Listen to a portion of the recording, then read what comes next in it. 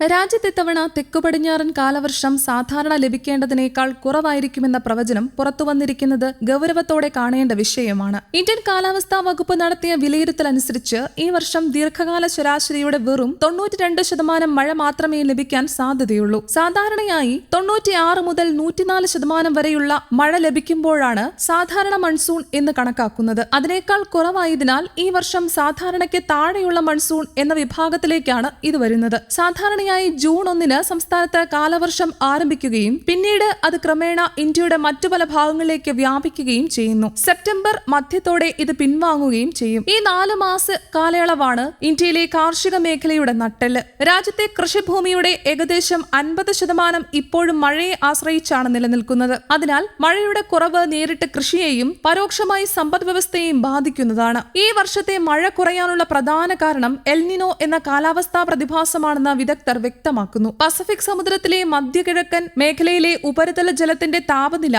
സാധാരണയേക്കാൾ ഉയർന്നാൽ എൽനിനോ രൂപപ്പെടുന്നു. ഈ ചൂട് വർധനവ് അന്തരീക്ഷത്തിലെ കാറ്റുകളുടെ സ്വഭാവത്തിൽ വലിയ മാറ്റങ്ങൾ വരുത്തുന്നു. സാധാരണയായി കിഴക്ക് മുതൽ പടിഞ്ഞാറേക്ക് വീശുന്ന ട്രേഡ് കാറ്റുകൾ ദുർബലമാവുകയും ചൂടുള്ള സമുദ്രജലം തെക്കേ അമേരിക്കൻ തീരത്തേക്ക് നീങ്ങുകയും ചെയ്യുന്നു. ഇതിന്റെ ഫലമായി ഇന്ത്യൻ മൺസൂൺ കാറ്റുകളുടെ ശക്തി കുറഞ്ഞ് മഴയുടെ അളവ് താഴെയാകുന്നു. എൽനിനോ പ്രതിഭാസം ഇന്ത്യയിൽ മാത്രമല്ല ലോകമെമ്പാടും കാലാവസ്ഥാ വ്യതിയാനങ്ങൾക്ക് കാരണമാകുന്നു. ചില പ്രദേശങ്ങളിൽ കനത്ത മഴയും വെള്ളപ്പൊക്കവും ഉണ്ടാവുമ്പോൾ മറ്റിടങ്ങളിൽ കടുത്ത വരൾച്ചയും ചൂട് തരംഗങ്ങളും അനുഭവപ്പെടാം. ഇന്ത്യയിൽ പ്രത്യേകിച്ച് ദക്ഷിണേന്ത്യൻ സംസ്ഥാനങ്ങളിലാണ് ഇതിന്റെ ആഘാതം കൂടുതൽ അനുഭവപ്പെടുക. ഈ സാഹചര്യത്തിൽ നെല്ല്, പയർവർഗ്ഗങ്ങൾ, എണ്ണക്കുരുക്കൾ തുടങ്ങിയ പ്രധാന വിളകൾക്ക് തിരിച്ചടിയുണ്ടാകാൻ സാധ്യത കൂടുതലാണ്. മഴ കുറഞ്ഞാൽ വിത്തിടൽ വൈകുകയും വിളവെടുപ്പ് കുറയുകയും ചെയ്യും. ഇതിലൂടെ ഭക്ഷ്യോൽപാദനം കുറയുകയും അതിന്റെ പ്രതിഫലമായി വിപണിയിൽ ഭക്ഷ്യവിലകൾ ഉയർന്നേക്കുകയും ചെയ്യും. ഇത് പണപ്പെരുപ്പം വർദ്ധിപ്പിക്കുകയും സാധാരണ ജനങ്ങളുടെ ജീവിത ചെലവ് കൂട്ടുകയും ചെയ്യും. അതേസമയം ഇന്ത്യൻ ഓഷ്യൻ ഡൈപോൾ എന്ന മറ്റൊരു സമുദ്ര കാലാവസ്ഥാ ഘടകം അനുകൂലമായ രീതിയിൽ മാറാൻ സാധ്യതയുള്ളതായി കാലാവസ്ഥാ വകുപ്പ് സൂചിപ്പിക്കുന്നു. ഇന്ത്യൻ മഹാസമുദ്രത്തിന്റെ പടിഞ്ഞാറൻ ഭാഗവും കിഴക്കൻ ഭാഗവും തമ്മിലുള്ള താപനില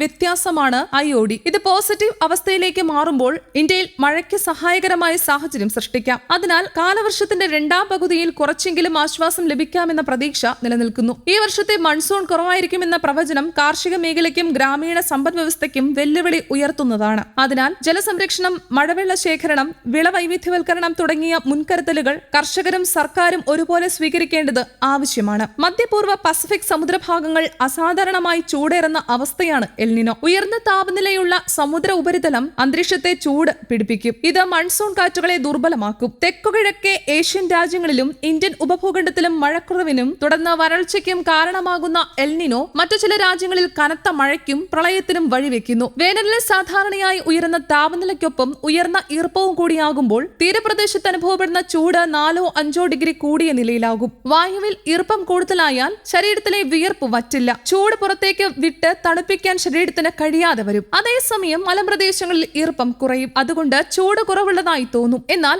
അൾട്രാവയലറ്റ് ഇൻഡെക്സ് മലയോര മേഖലകളിൽ കൂടും. അതേസമയം സംസ്ഥാനത്ത് ഏപ്രിൽ 15 വരെ പാലക്കാട് 40 ഡിഗ്രി സെൽഷ്യസ് വരെയും കൊല്ലത്ത് 39 വരെയും ചൂട് ഉയരാം. പത്തനംതിട്ട, ആലപ്പുഴ, കോട്ടയം, തൃശൂർ, എറണാകുളം, കോഴിക്കോട്, കണ്ണൂർ, കാസർഗോഡ് ജില്ലകളിൽ 37 ഡിഗ്രി സെൽഷ്യസ് വരെയും തിരുവനന്തപുരം, മലപ്പുറം എന്നിവിടങ്ങളിൽ 36 ഡിഗ്രി സെൽഷ്യസ് വരെയും താപനില ഉയരാൻ സാധ്യതയുണ്ട്. ഉയർന്ന താപനിലയും ഈർപ്പമുള്ള വായുവും കാരണം ഈ ജില്ലകളിൽ ചൂടും അസ്വസ്ഥതയ്ക്കുമുള്ള കാലാവസ്ഥയ്ക്കും സാധ്യതയുണ്ട്. പകൽ കഴിയുന്നതും നേരിട്ട് വെയിൽ ഏൽക്കുന്നത് ഒഴിവാക്കണമെന്നും നിർജ്ജലീകരണവും സൂര്യതാപവും ഉണ്ടാകാതെ ശ്രദ്ധിക്കണമെന്നും മുന്നറിയിപ്പുണ്ട്. News desk, Kerala Kaumudi.